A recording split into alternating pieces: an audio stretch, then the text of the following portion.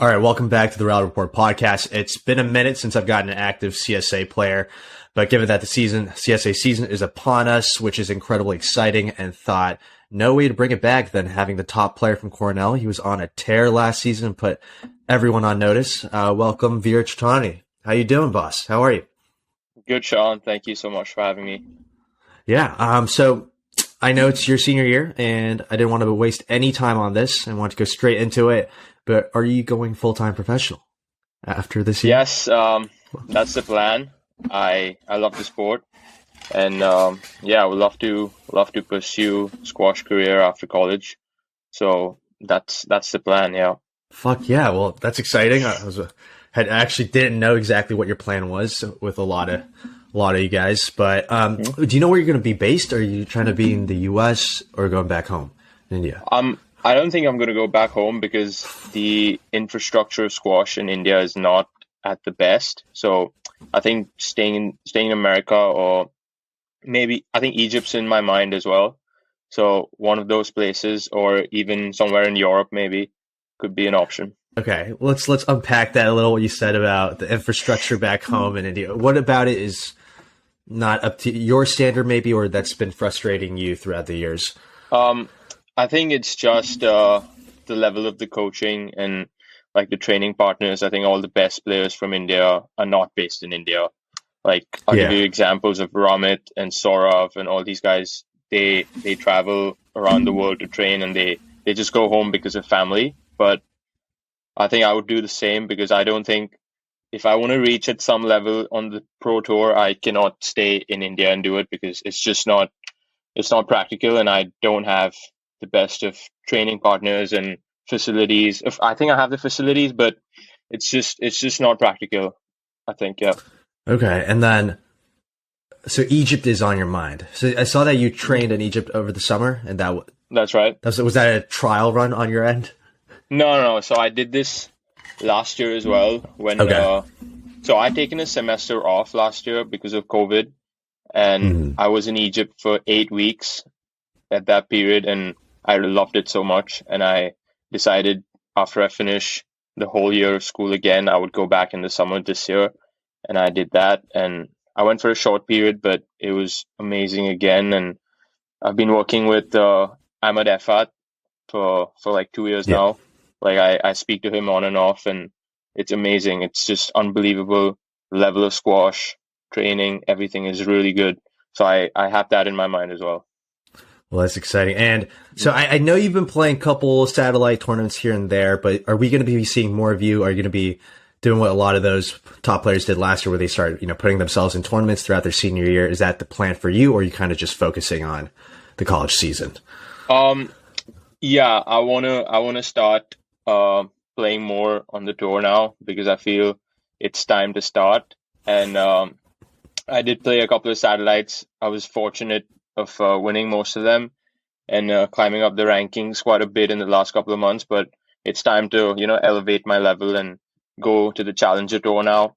And I'm actually playing a 5K next month in Florida, so I'm excited for that. And I go back home in December. I play the Indian Nationals at that time, and after that I have a 12K back home in India as well. So I'm pretty. Oh, you're lined up. You're a busy man right now. Yeah, I'm pretty excited for that. And what do you think is the biggest difference between playing these? It seems like you have now played a couple these professional tournaments versus an example like a CSA match. What do you think is the biggest difference? And do you think CSA experience so far has helped you enough to make that transition? Oh yeah, of course. I think CSA has played a huge role, in helping me perform on the pro tour as well, because I'm lucky enough to play at number one here at Cornell, so I got to play against the best players in the country. Last year I got to play with Victor and Youssef and all these guys, and I realized how good they are. And after playing those guys, I realized that I need to do so much more work in order to be at that level, and that motivated me to push and compete at the highest level in CSA as well as on the pro tour. I did pretty well, I felt, last couple of months, and I feel I can do much better, and I'm working towards that. And you feel good about your squash right now? Yeah, 100%. So I know I ask all the college squash players this, but when I have them on, but I want to get your take on the high tin versus low tin situation. Are you a fan, or you don't care? Like, what's your opinion at? I honestly don't care. I just, if I have to play on a 19-inch, I'll just practice on a 19-inch court for like a couple of weeks before a CSA match. And if I'm playing a pro match, I'll just practice on a 17-inch a couple of weeks before the match. So it doesn't really like bother me. And I just want to go play my squash. That's it. Well, you're making the others look terrible out there. You just don't care. Just suck it up. Play on it. I just want to play the game. That's it. So before we dive into this season, I'm because I thought you did fantastic last season. I kind of want to, give you an opportunity to talk about last season and your thoughts on it. And fair to say that was successful on your end last season in general. Yeah, it was much better than what I expected, but I was slightly disappointed because I lost like 4 or 5 setters, which I should have won. And that was some brutal ones. Yeah. It really hurt me really like a lot, after I lost those match, especially the one against Aly Hussein when it was 4-all, and I was on court, and if we won that match, we would have been in the top 8, like guaranteed. And that's tough. Yeah. Yeah, I know. And then I was up 2-love, and I lost from there, which was really frustrating. Even though my team and my coaches were really happy with the way I played, but I wasn't. So, and a couple of more matches, yeah. Yeah. Okay, then how about which result from last year are you most proud of? It doesn't have to be a win or a loss. Just like which game would you say? I would say the one against Youssef, Ibrahim, when I played him in season, where I played 5-gamer. Yeah, 5-gamer. Yeah. I lost the last 3 games. Again, I was up 2-love. But I felt I played really well. Like considering his level, he was like top 15 in the world. He was slightly hurt, but I would take it. Like we'll take it. And, I'd take it for sure. And I felt my level was pretty high for the first couple of games, and then he just showed me how good he is and how he competes at the world's best level. So I learned so much from that, but I was just proud of how I managed to like keep calm and just keep in the rallies with him. It was a great match for me. Yeah. And which match would you say you were most disappointed in? Would you say it's the Aly Hussein one for the UVA? Yeah, I think so. Yeah. That really, I was really hurt after that. Oh no. I was really sad. Even though we beat Colombia a week later than that, we beat Colombia, and we were guaranteed to be in the top 8 because Colombia and Drexel were playing a day before we played Colombia, and I don't know how, but Colombia beat Drexel. So that just messed it up for us, because if Colombia hadn't beaten Drexel, and because we beat Colombia, we would have been in the top 8. But I wish we'd beaten UVA. We would have had 2 matches. Yeah. Yeah, the late season push from these teams and the matches that are played that determines the seedings is just heinous. But I know. How are you feeling about? Let's go into this season. How are you feeling about this season? How are you feeling about your team? It's a bit annoying because there isn't much info before the season to get everyone hyped up. But I don't know who the new players on where the ladder is going to be looking. How are you feeling about? And I'm just going to double check. You do still have the top position, right, on the ladder? That's right. Yeah. Okay. Good to hear.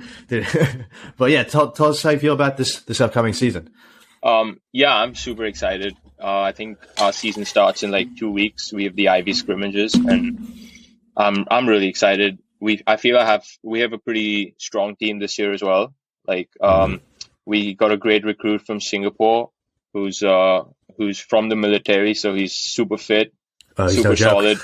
Yeah, super fit and super solid, and I'm excited that he's going to be up in the ladder with me, leading the team. So I feel, we have our chances. Our goal is to make the top 8 for sure this year. I want to do it, and that's the team goal. And individually, I have a lot of goals this season. I feel I have a shot at the individual title this year. So that's one of my goals, and I'm working towards it. Yeah, for sure.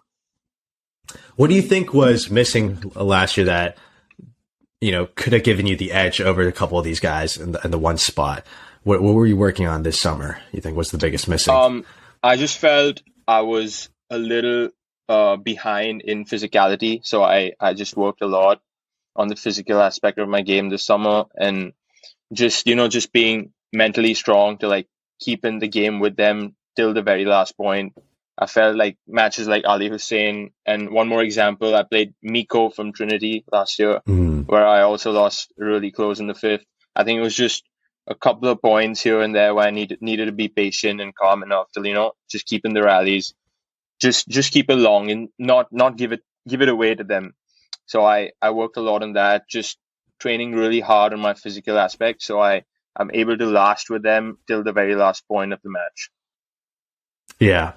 And see, Veer, I've always been curious about this, about you personally, if you found it a bit frustrating, no shade to your teammates, but the lack of someone on your team to push you like the other top schools did, because there seems to be a real pattern with other schools having a really good 1 and 2.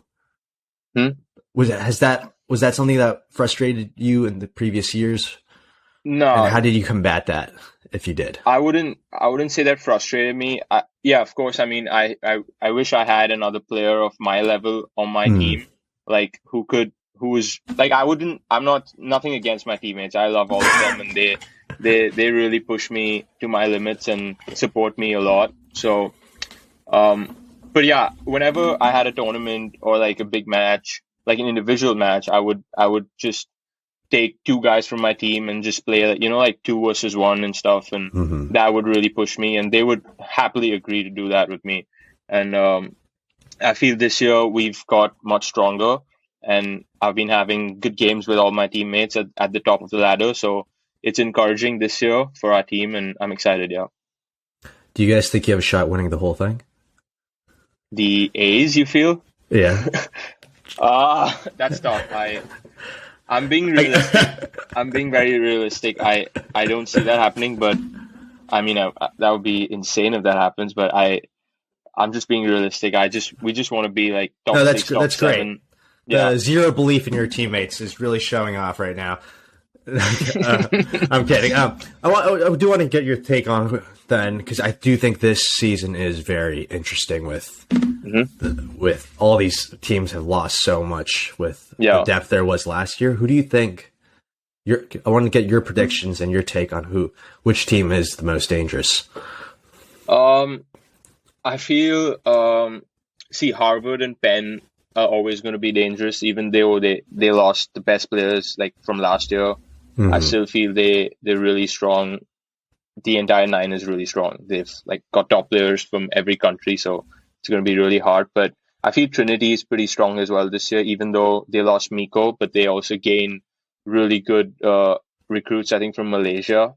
And they have a really strong top order and really deep team, So also UVA. I think these 4 teams are in my mind. And of course, you can't remove Yale and Princeton from your mind as well, because they can create upsets on any day. So but I feel Trinity, UVA, Harvard, and Penn would be my top 4. Top 4. And if I had to put you on the spot to pick a winner right now, who would you pick?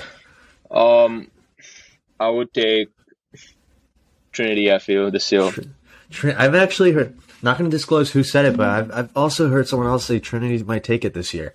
So a lot of rumbles on Trinity. But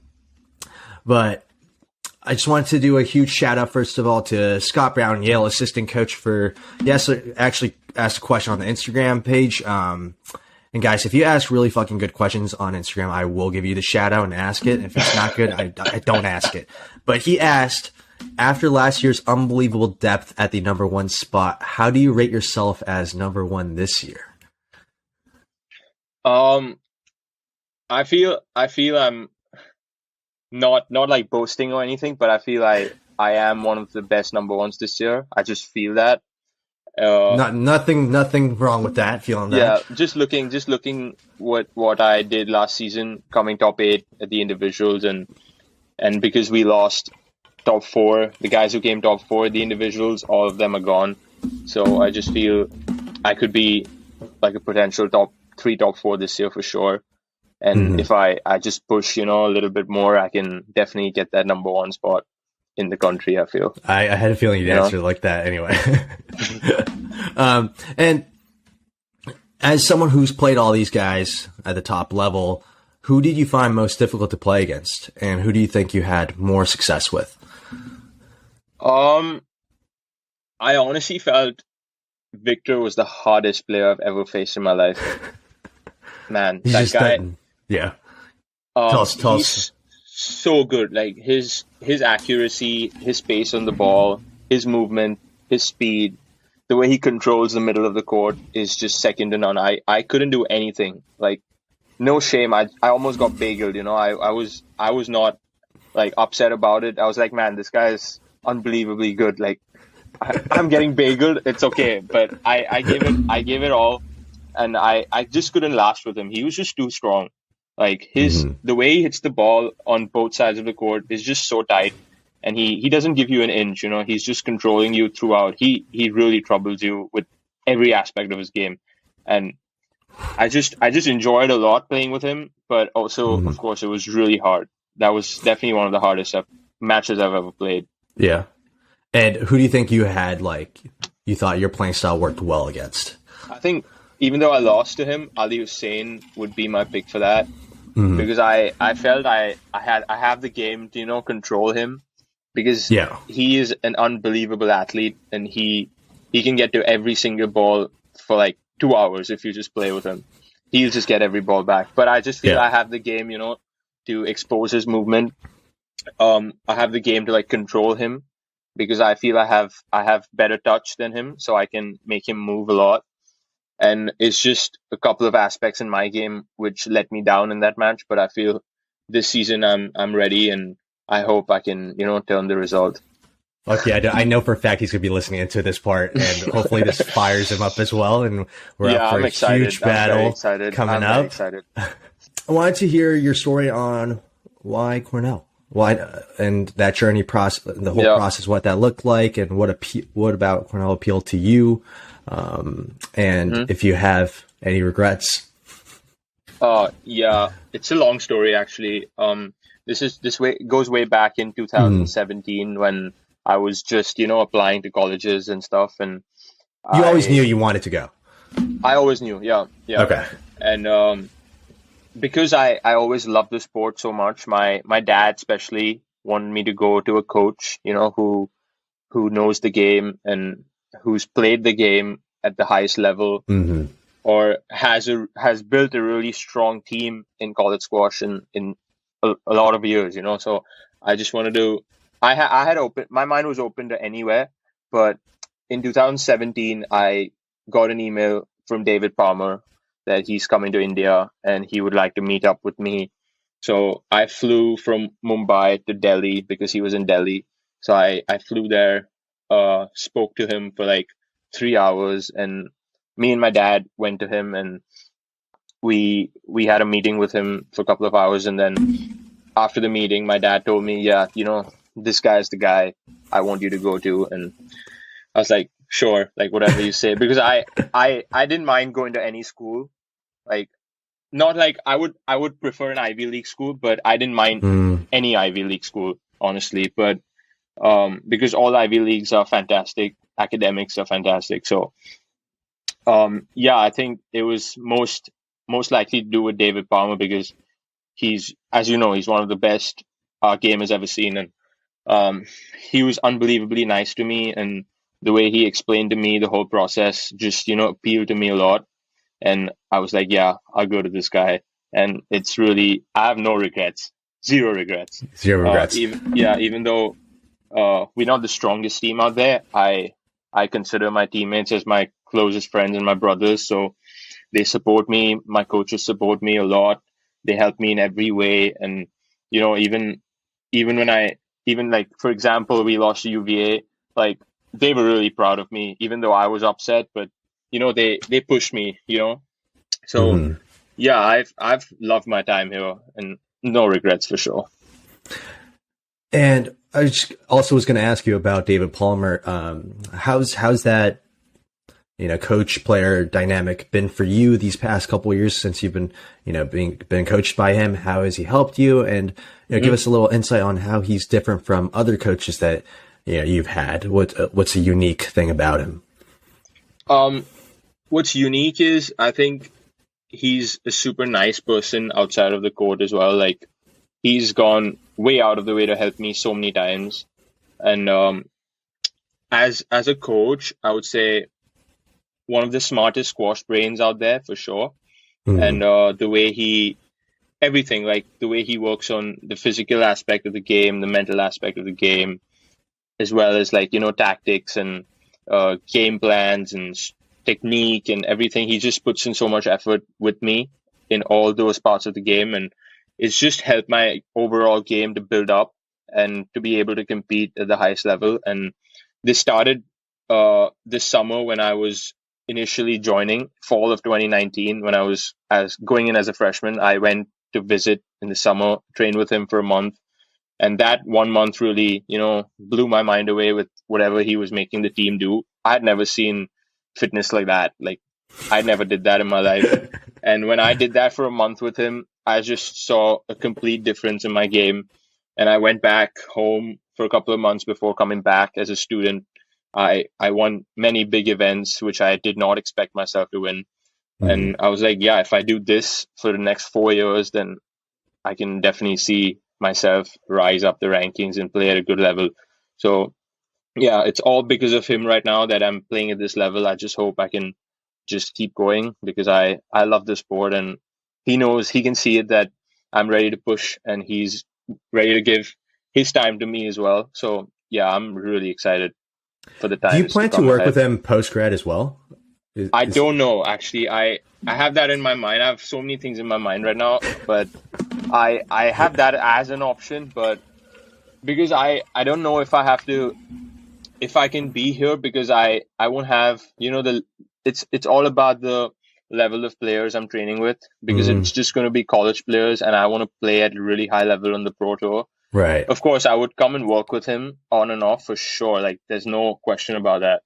But I'm still thinking about it. So this is a tough decision on your end. Yeah, it is pretty tough. Does he jump on court with you to play games? Oh yeah, like not games really, but yeah, he feeds me. He makes me run up and down the court. It's brutal. But no games, no actual matches with him? Sometimes, because he's also like not at his prime. He's done, but he still has unbelievable game. He still plays unbelievably well. And so, are you pretty confident you could take him down if you were to play a actual match? Yeah, I feel I can. I think now, yeah, because he doesn't train that much, but still, he's completely out of shape, is what you're telling me. Not really, but he can beat most of the boys on our team because he's just so smart and he just reads the game so well. He's just too clever for my teammates. He's a big guy. That's what I was saying. Huge. How nice he is. He's an intimidating guy. Really big. Yeah, he's huge and he's so strong. Like, if you give the ball to him right on his racket, like, you're not going to see the ball. Like, he's just going to send you anywhere. It's really hard to play with him. But yeah, I feel like I can win right now because it's just about, I'll just be a little more physically, stronger and just a little bit more. I keep the game long and he'll break down. Get him running a bit. Yeah, exactly. But yeah, finally, I want to get your take on the men's tour right now and your thoughts on it. It seems like there's a lot of talk outside of how the game is right now with the reffing. It's confusing. Like, what is your take on all of this, like, these days with the controversies and all? No, I also feel the reffing has definitely played a huge impact on the game recently. Like, it doesn't make sense to me, honestly. Are you just confused, or do you think I'm also really confused. I just I don't understand what the refs think before they give the decision, because, man, it can be a stroke, a let, or a no let, but it's always a decision that I don't agree with. I was like, man, that cannot be a let, or cannot be a stroke. Like, it doesn't make sense to me, because when I watch matches from like 8 or 9 years ago, like, the reffing used to be so much different. Like, any interference or any small, collision in the court, let. Now it's just any small collision, oh, there's no interference, minimal interference. I was like, dude, like this used to be so different. What do you think? What do you think has changed? Do you think it's the players who have like been abusing the rules, or you think? No, I think even the players feel that it has changed a lot, and it's frustrating because if you're a player and you're on the court, you would know more than a ref who's watching from outside, because I really don't understand what the refs see when you go into the ball, because on the court you've learned the movement to go like, you know, diagonally and not close to the glass. Like they say the line is from the left, which means the line is through the wall. Like you don't move like that. That's not how you've learned to move, right? You've learned to move straight diagonally to the corner. Yeah. And that's what makes no sense to me. I don't know who did that, but it's just I feel it's really played a huge role on, you know, like controversies and stuff. And then you know a lot. Like you've seen a lot recently, right? Yeah, these are getting out. It's getting worse and worse, honestly. And exactly. Are you concerned about the reffing in the satellite and Challenger Tour events as well? How are those events run? No, those are pretty good. I feel like those are better. Challengers and satellites, we players ref the match, so it's not. It's not. You're confident. You're confident those are definitely way better managed in terms of the reffing aspect. Yeah, for sure. Like I was playing a 12K recently, and I didn't make the final, but I reffed the final, and everyone was really impressed with the way I did it, because I was giving fair calls and I didn't use the logic of PSA refs. I just used my logic, and it was perfect. You know. So Veer's logic versus PSA logic. Veer's logic is it's definitely better than that. It was just easier to ref because we players understand how the movement works. You know, so I could see he's trying to go to the ball, and there is interference. It's just as simple that no explanations. You know, and I don't blame the refs as well. I think they have like a lot of ref meetings and like, you know, like workshops where I don't know who teaches them, but whoever teaches them is really, I don't agree with them. And then going back to, so you ref this 12K final, so you don't get too nervous when you have to ref these big matches, because no. The players are very feisty. I know. And they will. I know how to handle. I know how to handle it, because because also I would give PSA refs a lot of credit, because watching them how they handle close controversies in matches, because I watch so much squash, I've learned a lot from them as well. Like I don't want to blame them for everything, but they have taught me a lot of things. Of course I don't want to ref matches later, but whenever a situation comes up, like I definitely, you know, keep them in mind, like how do they handle the controversy, how I can do it. And yeah, it was pretty clean. Yeah, there were a couple of calls that were dicey, but if you're not sure, I just feel that it's a let. I'll just say I'm not sure. Like I'm not saying anything wrong, and it's not that hard, I feel. If you're a player playing at a high level, I think anyone can ref easily. Like it's not hard. Oh, I love these strong takes right now, Veer, on the reffing. But I'm going to now transition into the quick fire segment, and we're going to start this off by building the perfect player. And I tell everyone this in every episode, but absolutely no shame in choosing yourself for any of these questions. Okay. We'll start off with best forehand in the game. Like, is it supposed to be like anyone? Like college squash or pro tour? College squash, pro tour, anyone you think has the best forehand. Okay. Best forehand. I feel I have two people in my mind. Okay. I think Mohammad Shobagi is one of them. I mean, the way he gets down on that ball and hits a perfect hard line, like forehand straight drive is insane. And of course, his hold and drop in the front is one of the best in the game. And another one that comes to my mind is Dasuki. That guy is incredibly talented, and the way he hits, the power he generates on the ball on that forehand side is insane. And he just knows how to finish the ball, be it backhand or forehand. But his forehand side is lethal. If you give it to him in his hand, you're gone. Like there's no chance you can get it back. Really, really fucking talented player. Yeah. Yeah, Really, really frustrating if you're a fan of him. I know. think. But we won't go into that. But best backhand in the game. Best backhand in the game, I would say. I would have to give Asal. I feel, yeah, he's Kind just, of. even though, yeah, I know to say it. He's a controversial guy, but I'm actually really good friends with him because Mhm. I played a lot of junior matches against him, and I met him in Egypt as well a couple of times, trained with him, so I would give him that. Like he's incredible. Like the way he, apart from keep aside all the things he does outside of squash, but the way he hits that ball clean, the way he moves in that backhand corner and just knows how to, keep it so tight, and the way he's able to volley the ball on that backhand side is insane. Like he never misses, Mm-hmm. I mean, as Yeah. seen with today, the way dispatched Mark one. Yeah, I mean, I didn't watch that, but I'm sure he must have played incredibly well to do that. yeah, it was just like no surprises there. But Yeah, no surprise. I wasn't surprised. how about best movement? Best movement. Also, I have two guys in my mind. Diego Elias. He's so smooth. So smooth. Give us some insight. It's actually the first time someone said Diego as the best movement. Like he's such a tall guy. Like he should be finding it difficult to do the low movements, but he just knows how to like dig the ball so easily. He's just so smooth on that court. He doesn't have to dive. He doesn't have to like run into the ball. He just knows. He's so efficient. He reaches the ball. It's just perfect. It's just so beautiful to watch. Like 2 steps and he's on the ball. Like it's just so beautiful to watch. And of course, Victor Crouin one more because I played him as well.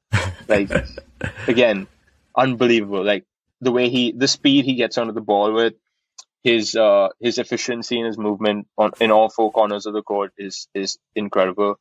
Like I played him because that's why I say his name. You got to actually experience it with him to know.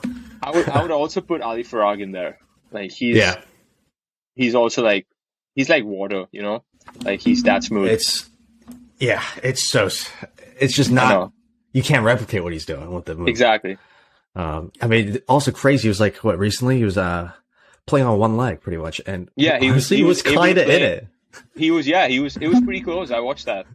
It was I don't know how he did it. Okay. But I just felt he shouldn't have played, but he shouldn't because have. he's hurt. He doesn't. I don't want him to like be out because I really love his game. But yeah, he also anticipates the game so well. That's why he's always controlling the guy.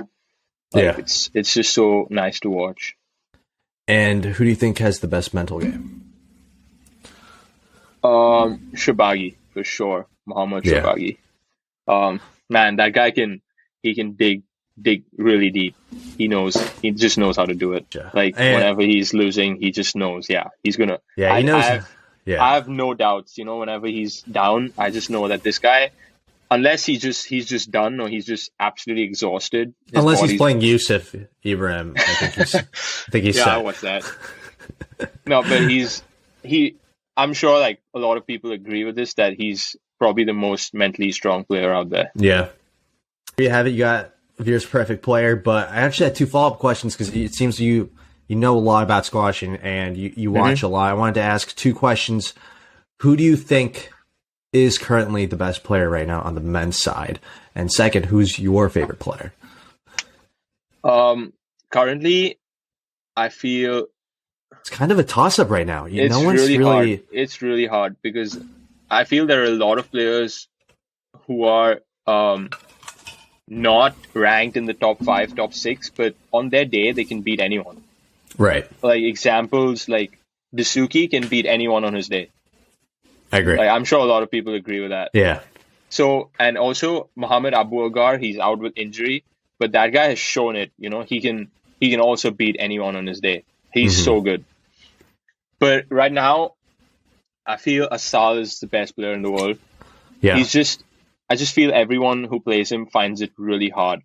Like, for example, I would say Paul Cole wins against Farag and Shabagi but he finds it so hard to beat Asal because Asal just knows how to, expose his game. Like Paul Cole is probably the fittest player out there, but Asal just knows, like he just knows how to like handle Paul Cole's physically and just break him down. He doesn't seem to get too intimidated for some reason. Yeah, exactly. And the guy's Yeah. just 21 years old, and he's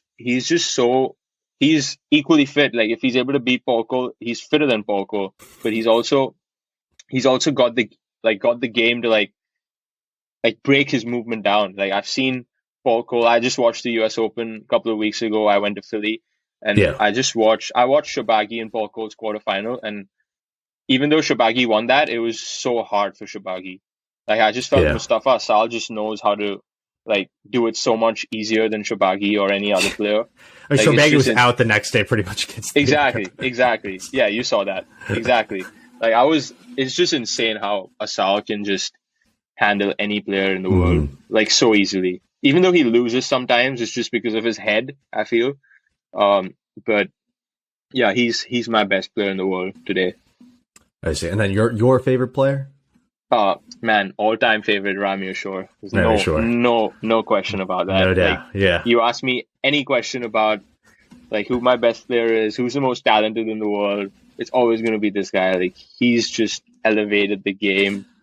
Would have killed to see him, because he'd be what, like right now, like 32, 33? Like, yeah, I would love to watch him play Asal. That's what I was getting at. It would have been fantastic to see, because they're just polar opposite, just style-wise. Yeah. And would have loved to see how he handled that. Well, moving on, we're going to the quick fire. Who do you think, I know we dive deep into this, but who do you think is the best ref on tour right now? Best ref on tour? Or your favorite ref? Yourself? Is it yourself? It has to be, right? No. I actually don't know many refs. I don't know their names, but I know a couple. I feel Sheldon Anderson. Yeah. Because I've spoken to him a little bit more than the others, so I feel he's a little, it's tough. I understand their job's pretty hard and there's a lot of pressure on them, but I actually don't have an answer for this. I just don't know the refs really well.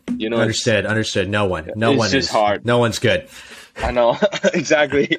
How about best dress player on tour?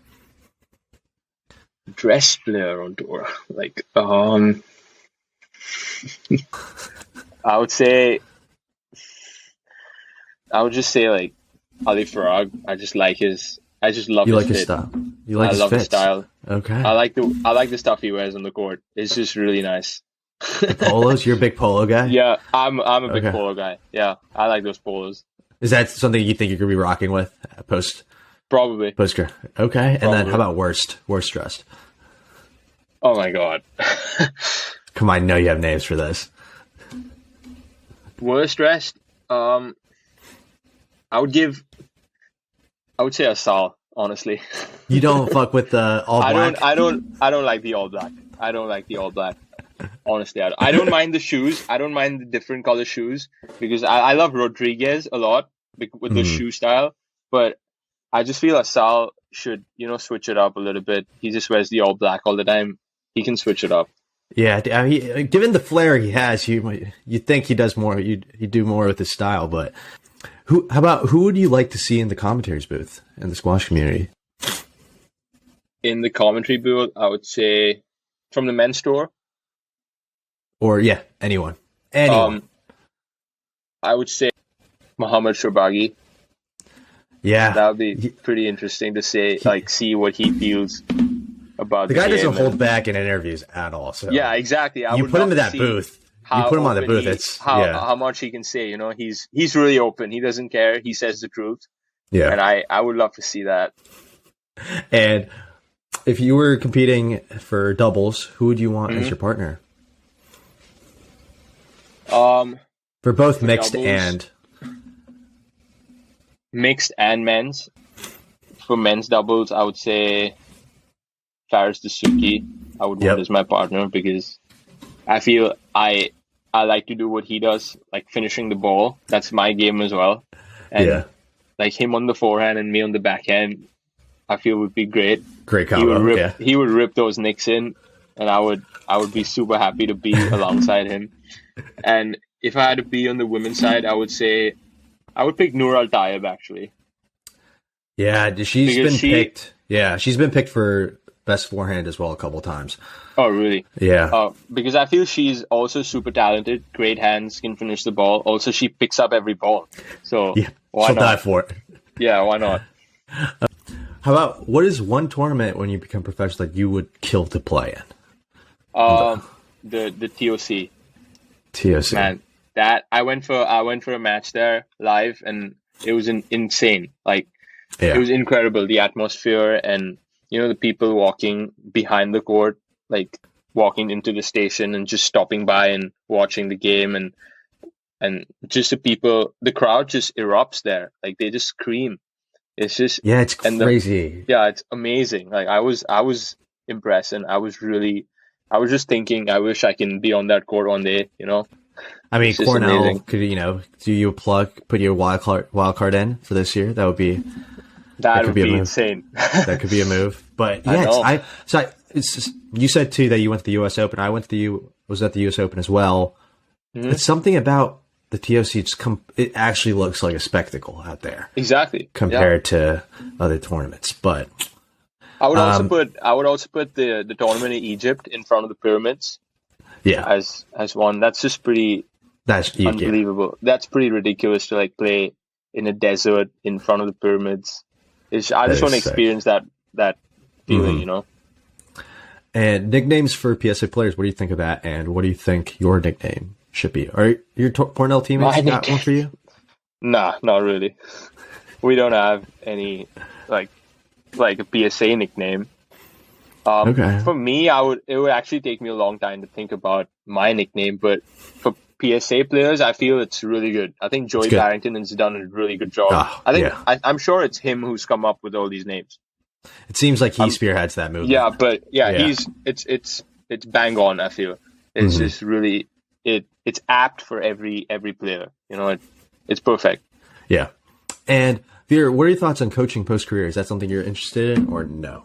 Yeah, this question has been asked to me by a lot of my friends and people who know me about it. But if I do coaching, I would love to be in the college squash scene, you know, and just be involved with CSA and college squash and working for one particular college team, helping them grow and help that program grow and help them rise up the rankings, you know. That could be an option. Nice. I see you planting the seeds for Cornell coaching job. Kind of move David Palmer out of the way. already going at public with this, but Veer, who do you think is the most underrated player on tour? Underrated player on tour, I feel I think Youssef Solomon is pretty underrated. He's not talked about much. Yeah, he's really good. That guy, I trained with him when I was in Egypt, and of course I'm not comparing myself to him because he's way better than me. But when I watch him play at the highest level, I really feel he can do so much damage to the best players in the world. I watched his match at the U.S. Open with Mazen Hisham, and the way he beat him in 3 games, and that was so impressive. I was just so impressed with that game. I feel people don't actually not really talk about him, and he can actually be world number 1 very soon. Wow, bold take. I feel in a couple of years for sure. Okay. How about most underrated on the college scene? On the college scene, man, it's tough. There's so many good players who can create big upsets. Because I just play the number 1s of all teams, so I don't really know how good the rest of the players are from 2, 3, 4. But there's so many good players. It's insane how deep college squash is. I don't have a particular name to say, but I do feel there are a lot of players who can create huge upsets. Yeah. All right, that's fair. That's a fair explanation to it. How about most overrated on tour? Most overrated on tour. That's tough. I feel Paul Cole, maybe. Let's go. I mean, shout out to you for answering the question. I mean, nothing. I don't take anything away from him. He's insane. Like, he's unbelievable squash player. But I just feel he can. People just feel because people. There's so many players on tour who, not on tour, like in general, who love a physical battle, and they feel that, yeah, man, that guy, the way he does it, it's insane. But but there's so many players who beat him because they just know how to beat him and know how to move that ball around and break him down. For example, Asal. Of course, wow. like he's insane though. Like, I'm not. No, I get what you mean. I get away from him. Totally. I'm just so glad you answered that question. You didn't cop out like most of the people out here. But so big shout out to you for doing that. Gonna move on to some life related ones just to get to know you a bit better. Shipwrecked on an island, Veer. All your basics are covered. What are the two things you bring with you? I would bring my laptop with me for like entertainment. Yeah. And I would bring my dog with me for like as a companion, yeah. For like just to entertain me and play with him, and you know. Are you big YouTube or just TV in general? Everything. YouTube, Netflix. Everything. Yeah. And best and worst purchase you've ever made? Best and worst purchase I've ever made. Yeah, I think I ordered something on Amazon once, and I think I ordered the wrong thing, actually. I didn't have to order that. It was it was a hoodie, actually. Usually I'm medium size in all my clothes, and I just that hoodie was medium, but it didn't fit me at all. Like, too small. Man, it was just too small, but it was medium size. I was like, what did I just do, and how is that possible? That was the worst purchase. Like, I don't know how that happened. Clothing purchases through Amazon is kind of tough. Yeah, exactly. Yeah. That's tough. And the best purchase, I would say my AirPods. Yeah. Those the newer ones or the original AirPods? I don't know. It's just the AirPods Pro. I don't know if that's the new one or if it's the old one. We'll just say it's the new one. And then to wrap it up, I want to ask biggest pet peeves for Veer. One of my biggest pet peeves is when I'm eating dinner with someone on a dining table, and you know, when they try to use a fork and a knife and they make so much noise hitting the plate. Yeah, it's really, just that noise. That noise is just really, you know. I mean, it's not fun. And then, how about any on-court pet peeves? Yeah, when I play a shot and my opponent just runs into me and screams, you know, like asking for a let, like, please, you know, that loud, that long screech. It's just so annoying. Yeah. Like, you know how Mazen Hisham does that? Oh my god. Yeah, something like that. Like, I played a lot of players who actually just scream. Like, I was like, man, just relax. It's not a big deal. I think they heard you. Mm-hmm. Okay, guys, I'm gonna wrap it up there, folks. Big shout out to Veer for doing this with me, and looks like he has a big season ahead of him, and lots coming his way, and hopefully I can catch him once more before, you know, we get into the meets of maybe individuals or team championships. But thanks, Veer. Thanks, Sean, for having me. It was really fun.